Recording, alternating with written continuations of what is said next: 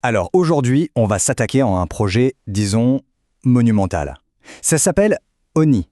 Et l'idée, c'est carrément de repenser toute notre société.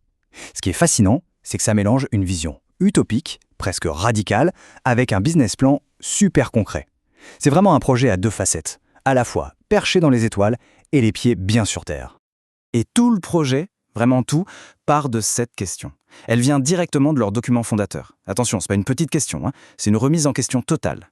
Comment organiser la gratuité de la satisfaction des besoins de l'existant? Rien que ça. C'est cette ambition, qu'on pourrait qualifier de folle, qui est le vrai carburant de toute la pensée unie. Alors, pour bien comprendre comment ils comptent s'y prendre, on va suivre leur logique, un peu comme un voyage en plusieurs étapes. D'abord, on va voir leur diagnostic, leur thèse sur ce qui cloche aujourd'hui. Ensuite, leur vision, qui est une véritable antithèse. Après, on regardera l'outil qu'ils proposent. Puis, le pont entre les deux, la synthèse, avant de finir sur une question un peu plus large. Allez, c'est parti pour la première étape, le diagnostic. Parce qu'avant de proposer une solution, le projet uni commence par poser un constat assez percutant sur les problèmes de notre monde. C'est ça, leur thèse de départ. Et le constat, il est, comment dire, assez lourd. On parle d'une crise qui est partout. Crise sociale avec la précarité, les inégalités, crise environnementale, bon, ça on connaît, crise économique, crise géopolitique. Mais le point vraiment important, ce qu'il faut retenir, c'est que pour Ennis, ce ne sont pas des problèmes séparés. Non, pour eux, tout ça, ce sont les symptômes d'un seul et même système qui est à bout de souffle. Et au cœur de ce système défaillant, il y aurait un coupable tout désigné. La citation qu'on voit là est limpide à ce sujet. Pour Uni, le problème numéro 1, c'est le système monétaire lui-même. C'est lui qui créerait les tensions, l'aliénation, et qui, au final, serait incapable de faire ce qu'il est censé faire, distribuer les ressources de manière juste. Bon, maintenant qu'on a vu la thèse, le diagnostic plutôt sombre, on passe à l'antithèse. Et là, le projet uni ne fait pas dans la demi-mesure. L'idée, ce n'est pas du tout de rafistoler le système actuel, Non. L'idée, c'est de bâtir quelque chose de complètement nouveau, avec des bases philosophiques qui n'ont rien à voir. Et cette nouvelle base, ce fondement, ils appellent ça la permaculture sociale. Alors le mot est intéressant, on pense tout de suite au jardinage, mais ici c'est bien plus large. L'idée, c'est d'appliquer les principes de la permaculture, l'harmonie, la résilience, à toute la société. Les piliers sont simples, respecter l'environnement, respecter les échanges et respecter les êtres vivants. C'est ça qui doit guider toute l'organisation. Et ça nous mène à leur objectif final. Le but du jeu, c'est de créer un grand écosystème d'autogestion où les besoins sont satisfaits directement. On ne passe plus par la case argent. La valeur, ce n'est plus l'euro, c'est le besoin qui est satisfait. C'est vraiment ça, le cœur de leur vision. C'est une idée assez vertigineuse quand on y pense.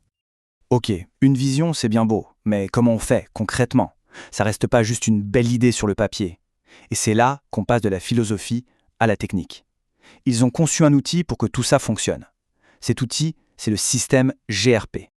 Alors, le GRP, ça veut dire gestion de ressources partagées. Pour se faire une idée, il faut vraiment l'imaginer comme le cerveau ou le système nerveux de tout leur écosystème. Il est divisé en 4 grands pôles, un peu comme 4 organes vitaux. Vous avez le pôle administratif pour les projets, le juridique pour les accords, le pôle développement, qui est une sorte de catalogue de tout ce qui est dispo, et enfin le pôle ressources, le plus crucial, qui s'assure que l'offre et la demande s'équilibrent parfaitement. Côté technologie, ça repose sur 3 gros morceaux. D'abord, il y a l'Imaginarium. C'est un nom assez poétique, mais en gros, c'est un outil no-code qui permet à n'importe qui de créer les briques logicielles du système, un peu comme des Lego. Ensuite, il y a le programme Unis. Ça, c'est la partie plus classique, c'est le logiciel complet, le produit qu'ils vont vendre aux entreprises. C'est leur moteur commercial, on y reviendra. Et enfin, et c'est super important pour eux, la clé de sauvegarde. C'est un petit fichier crypté qui garantit que vos données restent vos données. La souveraineté totale de l'utilisateur, c'est pas négociable. Évidemment, un projet d'une telle ampleur, ça ne s'est fait pas du jour au lendemain. Ils ont une feuille de route très structurée avec des phases de couleurs. Ça commence avec le Blue Time, c'est la conception, le développement technique. Puis le Green Time, où on cherche les partenaires et les financements. Après vient le Red Time, la phase de déploiement à grande échelle, la fameuse grande révolution. Et l'objectif ultime, c'est le Black Time, un écosystème qui tourne tout seul, en autosuffisance. Et c'est là qu'on arrive au moment peut-être le plus intéressant, le plus surprenant. Comment est-ce qu'on fait le lien entre cette utopie, cette antithèse, et le monde dans lequel on vit tous les jours ? Comment on construit le pont? Eh bien, leur réponse, c'est un modèle hybride. Et c'est d'un pragmatisme assez bluffant. Ici, la comparaison est très parlante. On a vraiment 2 visions du monde côte à côte. D'un côté, le système capitaliste. Le moyen, c'est l'argent. Le but, c'est le profit. La valeur est monétaire. De l'autre côté, le système uni. Le moyen, c'est l'organisation du travail. Le but, c'est la satisfaction des besoins. La valeur, c'est l'utilité. C'est pas plus compliqué que ça. Et l'idée n'est pas de faire une guerre entre les deux, mais de construire une passerelle. Et voilà le cœur de ce pragmatisme. On y est. Pour financer ce monde de demain, ils vont jouer le jeu du monde d'aujourd'hui. Comment ? En se lançant comme une boîte de logiciels tout à fait normale, une entreprise SaaS qui vend des abonnements. Regardez les chiffres. Ils ont un vrai business plan avec un chiffre d'affaires prévisionnel, un résultat net, tout ce qu'il faut pour parler à des investisseurs et lever des fonds. Et le moment clé, le point de bascule, c'est l'année 4. C'est là qu'ils prévoient d'atteindre le point mort, le break-even. À partir de ce moment-là, l'entreprise devient rentable. Elle n'a plus besoin de financement extérieur. Et c'est là que la magie opère. Tous les profits générés dans le système capitaliste vont servir à financer, à nourrir le développement de l'autre système, l'écosystème d'autogestion. C'est donc ça la synthèse. C'est cette double mission. D'un côté, être super efficace dans le monde d'aujourd'hui, pour pouvoir construire le monde de demain. L'entreprise SaaS, c'est en quelque sorte leur cheval de Troie.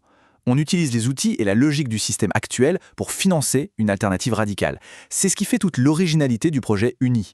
Être à la fois un critique et un acteur du système qu'il veut, à terme, dépasser. Bon, on arrive à la fin de notre parcours. On a vu la thèse, l'antithèse et la synthèse qui essayent de réconcilier les deux. Maintenant, il faut prendre un peu de recul.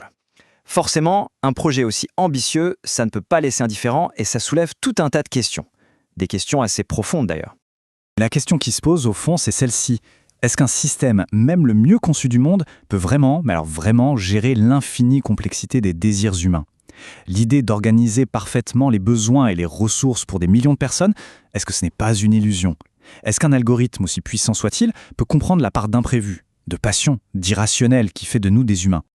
Finalement, je crois que cette citation résume parfaitement l'essentiel. Le projet Inori, ce n'est peut-être pas une solution clé en main prête à l'emploi. Son véritable intérêt, c'est peut-être d'être un miroir qui nous renvoie à nos propres insatisfactions, à nos propres doutes sur le système actuel. Et plus important encore, il nous renvoie à notre capacité, à notre besoin d'imaginer autre chose. Et rien que pour ça, pour cette invitation à penser différemment, le projet Inori est déjà en soi une expérience de pensée qui vaut le détour.